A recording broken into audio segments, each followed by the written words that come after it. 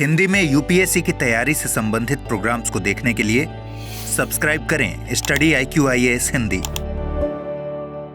नमस्कार, बहुत बहुत स्वागत है आप सभी का स्टडी IQ-IAS हिंदी में। मेरा नाम है अतुल जैन। अभी पिछले दिनों जो अंतर्राष्ट्रीय स्पेस स्टेशन है, आप सबने इसका नाम निश्चित तौर पे सुना होगा, क्योंकि भारतीय मूल की जो अमेरिका की एस्ट्रोनॉट हैं, एक अंतरिक्ष यात्री हैं सुनीता विलियम्स, वो अपने एक सहयोगी के साथ, एक साथी के साथ जो है अंतर्राष्ट्रीय स्पेस स्टेशन में तकरीबन एक सप्ताह के लिए गई हैं। तो ये उनकी तीसरी अंतरिक्ष यात्रा थी और वो जो जिस यान में वो गई हैं उसका वो परीक्षण कर रही थी, उस यान के विकास में भी उन्होंने योगदान दिया है। काफी न्यूज में, काफी ज्यादा चर्चाओं में सुनीता विलियम्स जी का ये दौरा रहा, ये बात रही पूरी कि सुनीता विलियम्स किस तरह से उन्होंने भारत को भी गौरवान्वित किया है, अमेरिका को भी गौरवान्वित किया है, और ये पूरी प्रक्रिया जो है काफी ज्यादा चर्चा में रही। अब जो है एक खबर ये निकल के आ रही है कि अंतर्राष्ट्रीय स्पेस स्टेशन में एक दूसरे तरह की प्रॉब्लम आ गई है, और ये प्रॉब्लम बेटा कोई तकनीकी प्रॉब्लम नहीं है। आमतौर पे जब कोई स्पेस में जाता है तो प्रॉब्लम क्या आती है? कोई तकनीकी समस्या, कोई यान खराब हो गया, कोई चीज काम करना बंद कर दी, या फिर मान लीजिए कोई दूर से कोई उल्का पिंड आ रहा है जो टकरा सकता है, नुकसान कर सकता है, वगैरह वगैरह। माफ कीजिएगा, इस तरह के खतरे अपेक्षित होते हैं। लेकिन इस बार जो खतरा है वो खतरा है एक बैक्टीरिया से, वो खतरा है एक प्रकार के बग से, जो कि एक सुपर बग बन गया है। सुपर बग क्या होता है आपको बताऊंगा, चिंता मत कीजिएगा। तो अंतरराष्ट्रीय स्पेस स्टेशन में एक एंटेरोबैक्टर जिसको ई बोलते हैं, बुगांडेंसिस नाम का एक बैक्टीरिया वहां पर पाया गया है, जो कि धीरे धीरे परिवर्तित होते होते एक सुपर बग में परिवर्तित हो गया है। अब ये क्या मामला है, इसके क्या प्रभाव पड़ सकते हैं, और ये भाई आमतौर पे बैक्टीरिया तो पृथ्वी पर भी पाए जाते हैं, उनसे निपटना कोई ज्यादा बड़ी चुनौती नहीं होती, अनलेस वो कोई बहुत ही मेजर समस्या हो जाए जैसे कोविड में हो गई थी। तो ये एक अलग तरह की गंभीर समस्या क्यों मानी जा रही है, इसके बारे में मैं आपको अगले 5 मिनट में बताऊंगा। लेकिन उसके पहले आपको बता दूं कि भाई हमारा P2I बैच जो है वो उससे जुड़ने की लास्ट डेट है 15 तारीख। आप AJ लाइव कोड लगा के 27,999 रुपए में इससे जुड़ सकते हैं।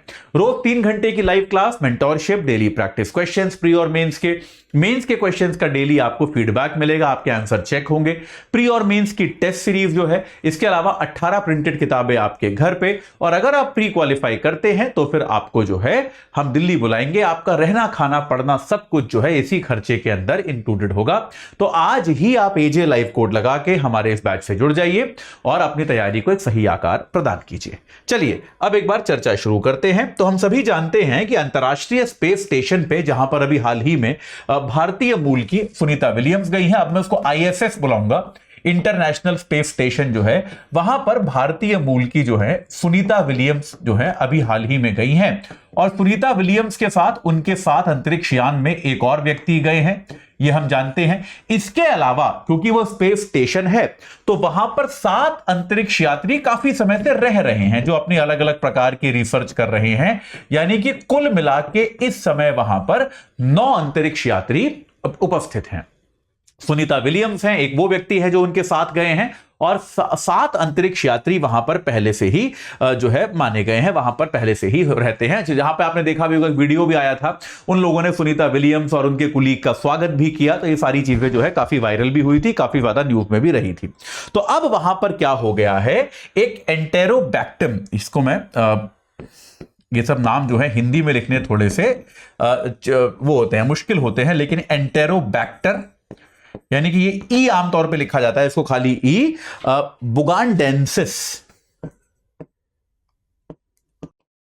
इस नाम का एक बैक्टीरिया जो है, ये एक बग जो है, ये अंतर्राष्ट्रीय स्पेस स्टेशन में पाया गया है।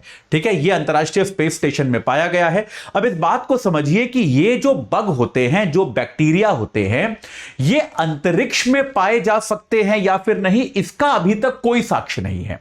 यानी कि जैसे मान लीजिए किसी अंतरिक्ष से कोई किसी अन्य पिंड से या आकर वहां आ गए, इसका कोई साक्ष्य नहीं है। तो संभावना इसी बात की है कि जब या तो ये सुनीता विलियम्स वाला जहाज या इसके पहले कोई भी जहाज जब कभी गया होगा, तो अंतरिक्ष यात्रियों के साथ ही ये जो है पृथ्वी से ही वहां पर पहुंचा है। यानी कि उनको पता नहीं था, जहाज में कोई और भी था। जिस यान से ये लोग ऊपर गए, मैं ये नहीं कह रहा कि यही वाले यान में, सुनीता विलियम्स वाले यान में, इसके पहले से भी इसके कुछ अंग वहां पर पाए गए थे।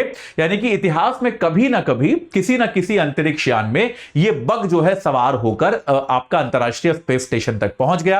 अब ये देखिए, अब तो ये बग वहां पे पहुंच गया। ये तो तय है कि ये पहुंचा पृथ्वी से है, इसमें कोई डाउट नहीं है, क्योंकि अभी तक अंतरराष्ट्रीय बॉडीज में यह बग मिलता है या नहीं इसका कोई साक्ष्य है नहीं।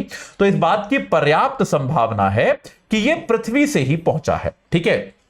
और यह बग जो है इसको हम सुपर बग बुलाते हैं। इसको सुपर बग क्यों कहते हैं भाई? किसी भी बग को सुपर बग तब कहा जाता है जब वो आसानी से उपलब्ध जो दवाइयां हैं उनके खिलाफ प्रतिरोधक क्षमता विकसित कर लेता है। जैसे अब हम देखते हैं ना, धीरे धीरे आपने भी देखा होगा कि आज से 10 साल पहले जो एंटीबायोटिक आप खाते थे, कोई बीमार हो गए जो दवाई खा ली वो आपको ठीक कर देती थी, लेकिन आपने देखा होगा अब अगर आप 10 साल बाद देखें तो वो दवाइयां अब काम नहीं करती हैं। अब वो दवाइयां बदली जाने लगी हैं, डॉक्टर आपको दूसरी दवाइयां देने लगे हैं।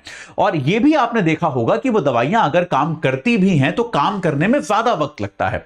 पहले अगर वो आपका जो बुखार है, बीमारी है, वो 3 दिन में ठीक कर देती थी, तो अब वो 7 दिन में, 10 दिन में ठीक कर पाती हैं। ये बात सही है, क्योंकि होता क्या है, जो वायरस होता है या जो बैक्टीरिया भी होता है, वो आपका जो आप उसको दवाई दे रहे हो, ड्रग दे रहे हो, वो म्यूटेट करता है, यानी कि वो अपना स्वरूप बदलता है और नए स्वरूप में उस दवाई के प्रति अपने अंदर प्रतिरोधक क्षमता का विकास करता है।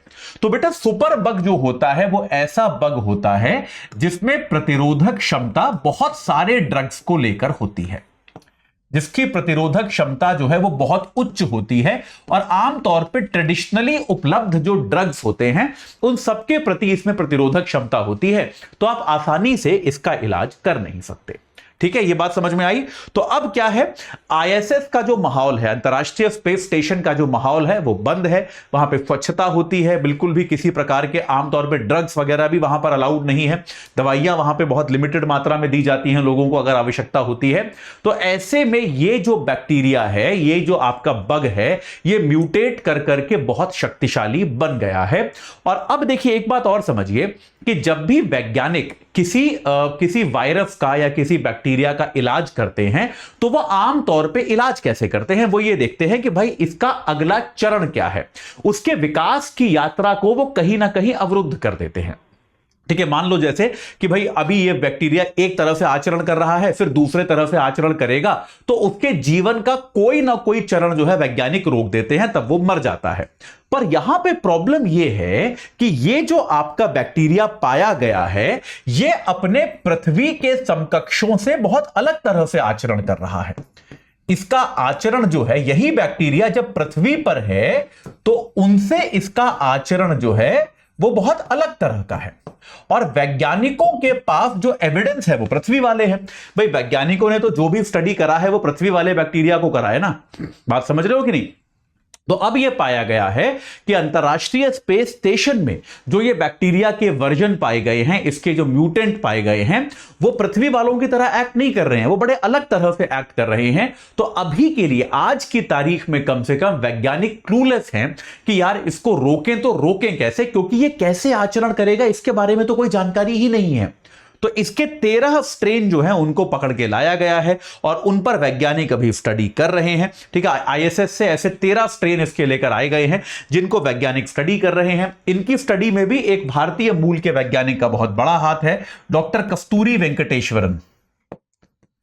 नासा के वैज्ञानिक हैं लेकिन भारतीय मूल के हैं ये जो है इस स्टडी को हेड कर रहे हैं। और ऐसा माना जा रहा है कि भाई नासा के पास बहुत सारे संसाधन हैं, तो नासा जो है निश्चित तौर पर इस समस्या से निजात पा सकेगा। लेकिन अभी के लिए जो भी अंतरिक्ष यात्री हैं उनके स्वास्थ्य के लिए ये एक चुनौती बन सकता है। श्वसन तंत्र पे ये आक्रमण करता है, रेस्पिरेटरी सिस्टम जो होता है अंतरिक्ष यात्रियों का, उस पर यह आक्रमण कर सकता है।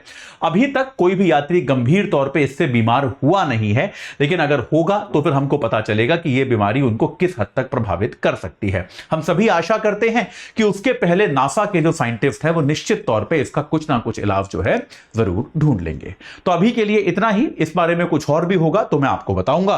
जाने के पहले आपको एक बार दोबारा बता दूं कि भाई हमारा P2I बैच जो है लास्ट डेट जुड़ने की 15 तारीख है, याद रखिएगा। एजे लाइव कोड लगाना है, 27,999 में जुड़ जाना है। रोज 3 घंटे की live class, mentorship, daily practice question, pre और मेंस के क्वेश्चंस का फीडबैक मिलेगा, प्री मेंस की टेस्ट सीरीज, 18 किताबें घर पे, और अगर प्री क्वालिफाई करते हो तो फिर मेंस की तैयारी के लिए हम दिल्ली बुलाएंगे। आपका रहना, खाना, पढ़ना सब कुछ जो है वो इसी फीस के अंतर्गत होगा। तो आज ही एजे लाइव कोड लगाइए और इस बैच से तुरंत जुड़ जाइए। इस चर्चा से जुड़ने के लिए आप सभी का बहुत बहुत धन्यवाद। हिंदी में यूपीएससी की तैयारी से संबंधित प्रोग्राम्स को देखने के लिए सब्सक्राइब करें स्टडी IQ IAS हिंदी।